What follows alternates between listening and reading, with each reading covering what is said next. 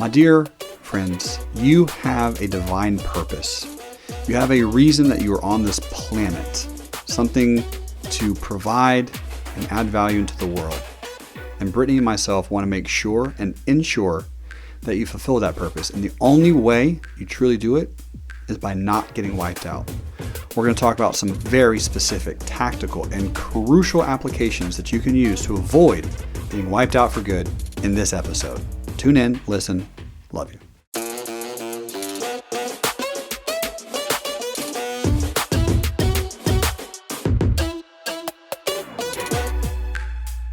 Britnie Faith Turner. There is a TV show called Wipeout. Mm-hmm. And on that show, I haven't actually watched it, full disclosure, but I've seen like the trailers. Mm. And there's like those spinning foam things that people run on and they get knocked off. Into mud or like goo or something. And it's called Wipeout and it's really, really funny. Yeah. I've watched one show of that. Did you? My sister won Wipeout. Hold on. Oh, yeah. Courtney. Courtney. No way. She competed and she won Wipeout. She did get punched in the face by one of those fists that pop out of the wall and it knocked her into the mud.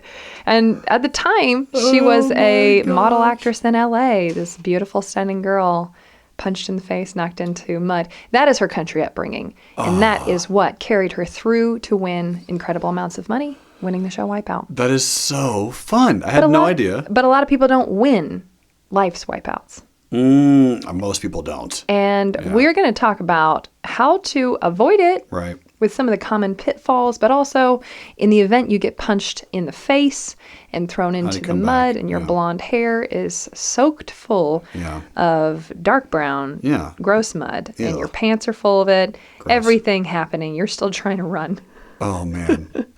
By the way, I'm watching this episode as soon as I can. We're going to link it to this website, to this episode. We're going to link it to this podcast. Courtney, I love you. Yes, champion. Now, I'm just going to go out really quick. And for those of you who may not have listened to season 1, I'm going to kind of tie in a personal story. One thing you should absolutely do is have keyman insurance. Oh, yeah. I'm just going to throw that out there.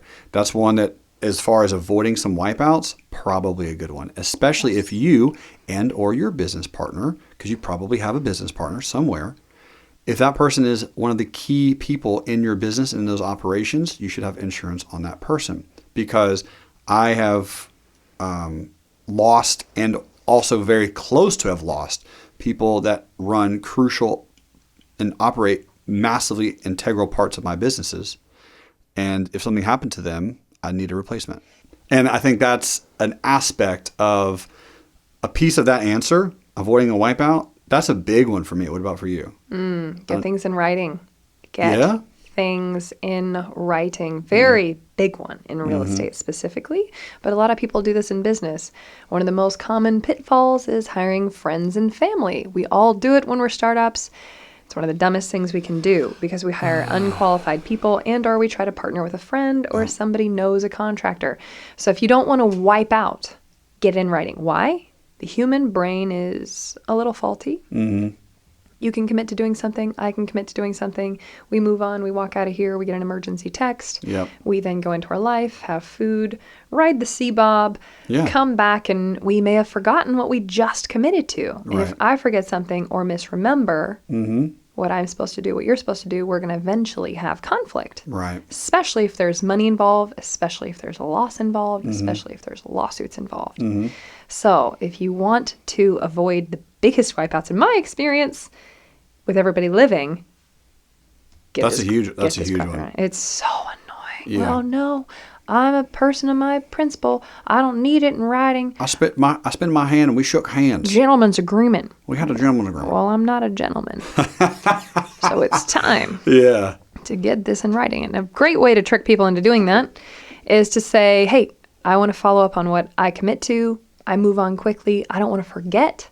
So I want to make sure it's written down so that I can always fulfill what I have agreed to. So blame it on yourself, and then it's just out. And what's fun when you do get in writing is you're going to think through all kind of other obstacles that you may not have thought of before, and you get in writing how you're going to deal with them. So understanding that just because you have a positive intent doesn't stop calamity how can you think through potential calamity, and as a partnership or as someone working with you, for you, beside you, how do you deal with those? How do you predeterminedly deal with those? Mm-hmm. Think through calamity. That's probably going to be tip 3 in this episode of how to avoid wipeouts. Are you going to be able to think through every single one of them? Probably not. But you can have a lot of them created. You and I have done some investment deals together where we reach out to investors and we have investors invest in some of our deals. And we've had so many different various questions. And from every different investor, you mentioned, oh, that's a great question. That's one I would ask if I were going to invest in one of your projects. Mm-hmm. And a lot of them come down to insurance or what would happen if this occurred or what would happen to this occur. So spend some time literally sitting down with either an attorney or someone who creates private placement memorandums or a counsel or a board member. Harness your inner negativity and Yes. think worst case scenario. Not that you're giving it energy, Yeah. but when you're asking somebody else, Yes. how do you plan to deal with this in the event it happens? Yeah, speak with an actuary, speak with someone who's done it before. I love it. And definitely spend time and money on that process so you can think through some calamities and have a backup plan and also have an answer. Well, what if this occurs? Mm-hmm. What are you going to do? Right? What if this occurs? What's happening? That's actually something really smart. And even if you are the person looking for investment, you want to have that answer because it means you've thought through it. What I've done in the past is maybe I pitched a project to an investor and they asked me all these questions. I didn't have an answer. So I go back and then I add those to my presentation. Boom. I think through them. I do the homework. I build a relationship. I get the insurance, whatever it is. Whatever their common questions are, you have to find a way to let them know you are worthy of an investment because you've already thought through it. You're actually not worthy of an investment if you haven't thought through it. Yep. Have your crap together before you ask people for money. Yeah, always. Now, what if we are not at that stage in our life where we're not in business, we don't have all these things? Avoiding a wipeout for, let's say, your job could be something as basic and obvious as be irreplaceable if you can. Be so magnificent that you're unreplaceable and unforgettable.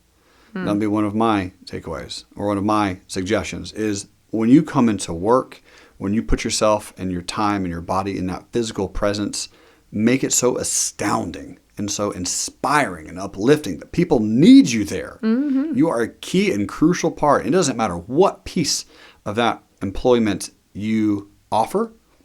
It could be bookkeeping, all the way to sales, all the way to you are the janitor that cleans that place when everyone's gone. If you can make yourself a positional spot where you are regarded as a highly integral piece of that company.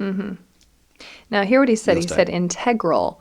He did not say hide information to where, you know, they have to use you because the business will collapse. Like you actually want to create real value. That's a scarcity mindset. Yeah, And no what you're talking about is an scarcity. abundance We're doing mindset. abundance. You create so much value that they love having you there. They're excited to have you there. Yes. You're building things. You're moving the organization forward, not hiding passwords and fumbling things up to where they have to have you and they're keeping you around, but they're trying to get rid of you, you know. Have you had that experience before? I'm just saying. I think you're talking from I hear personal you. I'm like, experience. Don't. Let's get clear No, here. thank you. Thank you for making that point Yes. because I have had that in my companies. I've had someone who was the gatekeeper, so to speak, and they had all these pieces. I'm like, oh, they're keeping all that, and I didn't know it at the time.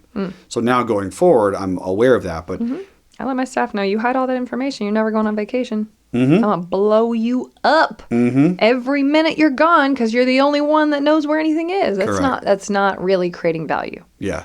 That's That's not at all. such a very good point. Speaking of, Okay. my next avoiding the wipeout is hire slowly, fire quickly. And That's instead of dragging on the cousin that you hired and you feel too bad because they lost their husband and they have no other opportunities, ask yourself if they are purposefully being a bad worker, putting in the minimum, talking crap behind your back, whatever it is. What's the most loving thing I can do for this person long term? Is it to keep them in a job they're not good at? They're being poisoned to the rest of the group. They're not happy at. What is it? How can I treat them fairly and still remove them from the organization. That's huge because one bad apple poisons the entire tree. Yes. I don't know if that's really how it works on a tree, but I can tell you it works in the company tree. Yeah. You're right. It is still the premise. You can, and it's such a good point because as a business owner, that can apply to your stock portfolio, people. That can apply to your real estate portfolio. You could have what's referred to as a hell house. I've had a hell house, right? And the HO. What is a hell house? So a hell house is where everything always goes wrong and it's just a problem house. I'll give you an example. Is this your home or your business? No, this is probably something that you own, something Okay. like a rental project that you own. The tenant's always called. The toilet literally always breaks. The shingles are always messed Hell up. house. I have not heard that one. Awesome. That's so funny. Well, you'll love it now. Yes. Yeah. And I'll paint an example. So I had a condo in Gainesville, Florida, and it matches one of my rental requirements. One of my rental requirements is there has to be a Division I college in that area, and then I buy condos and rent it out to med students or is it undergrad or upper grad? Anyway, they've graduated the first 4-year degree and they're going for more. I didn't go to school. I don't know. Something, graduate student. There we go. That's what it's called. A graduate grads. student. So I rent it out to graduate students at a Division I school. Anyway, sorry. Long story short. The I'm lost. HOA in this condo in Florida was $165 a month. Now you might go, well, that's not that bad. Well, it was because guess what it offers? Nothing. No pool, no tennis court, zero. There was no actual benefit to it. And I was like, why? So number one, that was a frustration because HOA, as you know, cuts into your overall bottom line. Number two, tenants never paid on time. Number three, they would call my manager once a week with something that was wrong. And it wasn't their problem. There was legitimately something wrong with that house every week. This window didn't open or close. This toilet didn't flush anymore. This drain became clogged. The garbage disposal, the front porch, the the foundation, the driveway, the parking lot, every part of the home every week. And I was like, I got to get this off the books ASAP. So that's an example of you can have something that is just overall rotting or poisoning your overall portfolio. It doesn't matter if it's a stock portfolio, a real estate portfolio. If it is a drain, an energy suck, if it's a person, like you just mentioned, get it out. Oh, I love that. That takes me into my next point. Let's get it. He's talking about the person of poison. We talked a few episodes ago about what love is, what love is not. The biggest wipeout of my life, all my wipeouts actually, have been sponsored by keeping people around who I hoped were good, convinced myself that they, I feel bad. They're only doing that because of this or this, making excuses for tons of bad behavior. And now, the truth of knowing what love is not, what friendship is not, what a good employee is versus what it's not. It's not that I don't have grace with people. It's that I can cut the poison when they truly had all the opportunity in the world to step up. And they step out and they turn and they stab in the back or they're jealous and they're insecure or whatever the freak their problem is. People have chemical imbalances. They got childhood issues, whatever they are. Yeah. Like, how can you not accept, not tolerate abuse in any way in your business, in your personal life, in your friendships, in your family? By getting rid of that, you can walk in so much peace, so much light. But having them around, keeping them around, I had one person very close to me get 70% of my staff to quit at the same time. The entire accounting team walked out. They canceled insurance just to piss me off. Like, so many things. And I kept them because I thought I had to keep them in my life per the Bible. Whatever it is, whatever your very logical, good-sounding reason is, look at the obvious. Stop making excuses for people. Is anyone having to make excuses for you? Uh-oh. If they are, pull it together. Yeah. Stop. God. The basics of humanity and the basics of kindness are free, and you will know them by their fruits. Not their words. But how they actually act. But their actions. Yep. of course, speak louder than words, and you will know their heart through their actions, not their words. So getting rid of the junk in all areas of your life will always propel you forward. When you were talking for that last 2-3 minutes, I was just realizing all the things that we've covered up until this pod. I mean, this is wonderful because we did just episodes ago. We talked about what love is. That episode, in my opinion, is so crucial because when you're talking about avoiding the wipeout, we are absolutely talking about having the people in your life that will ensure that it doesn't happen. Right. And those are the people that are going to care about you most, that are going to look out for you. They're going to be thinking through things for you, that are going to hopefully see some problems that you might not have seen before. One way that brought to my attention was automation, right? Automating some protocols, some systems in your organization, your companies, such a good one. Please pay attention. In your business, because I have someone in my life that helps me with that specifically. Shout outs to Mr. Matt DeLong. Matt DeLong, you're the man. I love Matt so much, and I call it the Matt DeLong era. Just working with this guy because he helps me avoid the wipeout. Because what the wipeout can also be, let's face it, is for people like myself who love to not only work but pour time into adding value. It can become a point in time where you spend so much of your time and energy that you can get potentially sick. You can have a burnout. You can get grouchy or irritable, and it takes one moment, one slip up, where you can do that, say the wrong thing to the wrong person, and poof, now it can be a disaster. That's a relationship that you're developing. Right? That's over time. You're, again, spending time, spending your asset to build an asset, spending your time to develop a relationship so that people can help you. And when you're helping automate certain systems, protocols, and organizations in your company, that allows you to scale faster, that allows you to be more of you and less stress, and have that ability to really be streamlined, focused, and tactical, which makes businesses grow faster. So smart. And a couple links in order for those of you who want to start building out these processes, building out these systems. Where do I put them? Yeah. A super easy one for very baby startups is Google Docs. Oh, yeah. A great place to save all your company passwords and all of your employees' passwords to get into your bank accounts, passwords to get into your accounting system, your Instagram accounts, your company Facebooks. LastPass is huge. Trainual is an incredible website. You can literally have or make sure your employees record the way in which they do anything and then put a description and then they're done. And a great way to tell them that is, look, if you get hit by a bus, you're not taking the company down with you. These systems have to be documented. If you want to go on vacation, we have to know where things are. And it's just not an option. Align Today is an incredible online software for organizing and strategizing your teams. Number one I've ever worked with in my life for how to get the long-term vision of the company out of your head and into what do we have to do today to move that forward. And then Kajabi is an incredible site for website hosting, e-course hosting, promoting things all across the board. These are great links that I wish I had known about years ago and would save me thousands of hours of research. There you go. That's what makes Broke to Woke, in my opinion, one of the best. The best.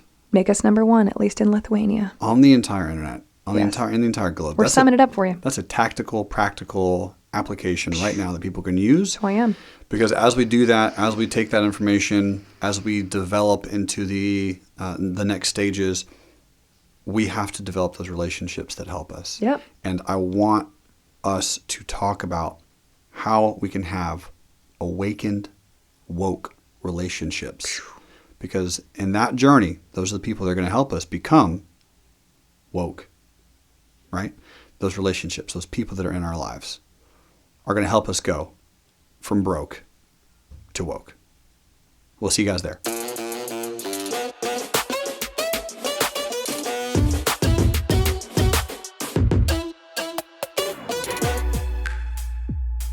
Lithuania. If you want to take us to number one, you are going to have to rate, subscribe, and continue sharing and listening to Broke to Woke Season 1, Season 2, and maybe even Season 3.